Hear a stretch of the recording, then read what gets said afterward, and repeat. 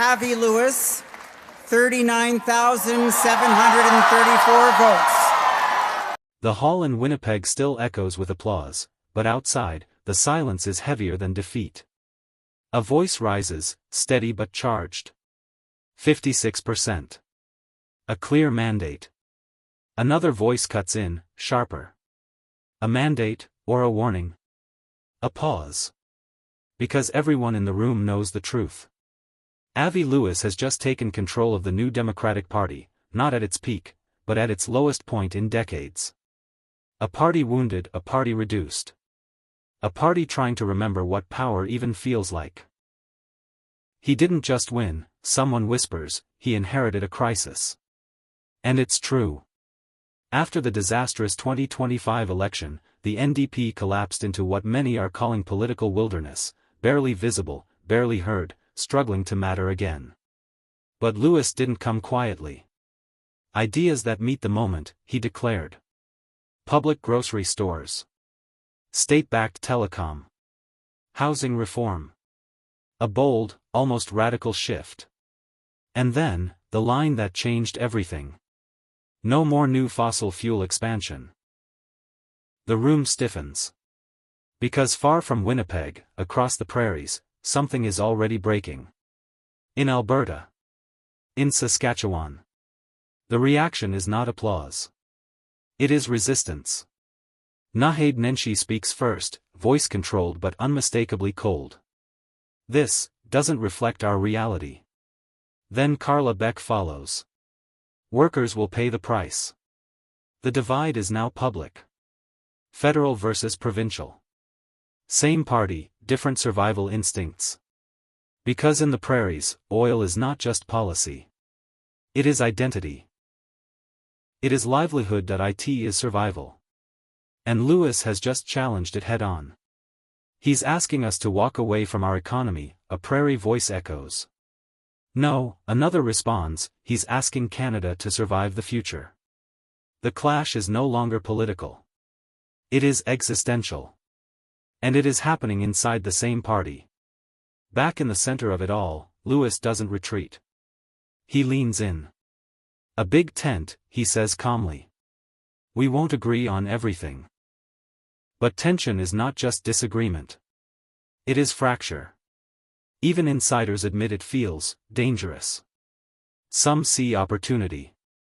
Young volunteers flood in, energized, believing this is finally a movement with courage.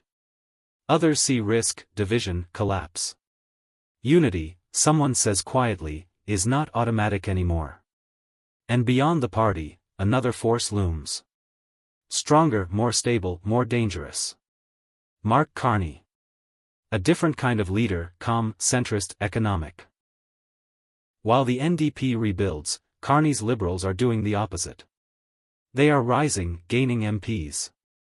Closing in on a majority government that could allow them to rule without relying on anyone else. 2 seats away, someone mutters. 2 seats from total control. And if that happens? The NDP loses leverage. Influence, relevance, everything. Because in a minority government, the NDP mattered. In a majority? They become optional, disposable. Lewis understands this. And still, he chooses confrontation. He criticizes Carney's policies. Faster approval of energy projects. Rising defense spending. Economic pragmatism over environmental urgency. He's not offering what Canadians truly need, Lewis argues. But Carney doesn't respond with anger. He responds with calm, with confidence. With a simple congratulation, and an open hand. Let's work together, it's a strategic move. Because while Lewis fights battles inside his own party, Carney is building power outside of it. And Canada watches, divided, curious, uncertain, some see hope. A leader willing to challenge the system. A party reconnecting with bold ideas. A new generation stepping forward. Others see danger. Economic instability in energy regions. Alienation of working-class communities. A party drifting too far from political reality. The consequences ripple outward. If Lewis succeeds, Canada could see a stronger push toward green energy, public services, and economic reform. A real alternative to centrist politics. A revived left. If he fails, the NDP could fracture further. Prairie divisions could deepen. And Canada's political landscape could shift toward a two-party dominance, Liberals and Conservatives, leaving little space for progressive voices. Inside a quiet room, someone finally says what everyone is thinking. This isn't just about leadership. It's about survival. Another voice answers. No, it's about identity.